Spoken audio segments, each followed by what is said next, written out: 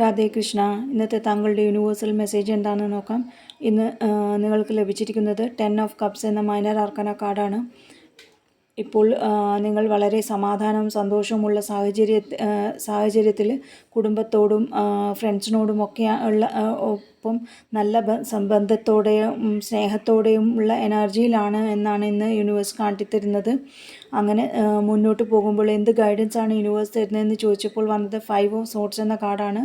നിങ്ങൾ കഴിവതും സംഘർഷങ്ങളിൽ നിന്നും വിട്ടു നിൽക്കാനും മറ്റുള്ളവരെ തോൽപ്പിച്ച് വിജയങ്ങൾ നേടിയെടുക്കാനൊക്കെ ശ്രമിക്കാതെ അതൊക്കെ താൽക്കാലികമായിരിക്കുമെന്നും ആ സമാധാനവും സന്തോഷവും ഷോർട്ട് ടേം ആണെന്നും സത്യസന്ധമായി മനസ്സിലാക്കി അങ്ങനെ സത്യസന്ധതയോടെയും ക്ഷമയോടെയും ഹൃദയത്തിൽ സമാധാനം നിലനിർത്തി കഴിവതും വിട്ടുവീഴ്ചകൾ ചെയ്ത് ക്ഷമയോടെ മുന്നോട്ട് പോകാനാണ് പറയുന്നത്. അങ്ങനെ മുന്നോട്ട് പോകുമ്പോൾ എന്ത് ശ്രദ്ധിക്കണമെന്ന് ചോദിച്ചപ്പോൾ വന്നത് 3 ഓഫ് സോർട്സ് എന്ന കാർഡാണ്. പഴയ മുറിവുകൾ, വേദനകൾ, പ്രശ്നങ്ങളിൽ നിന്ന് മോചനം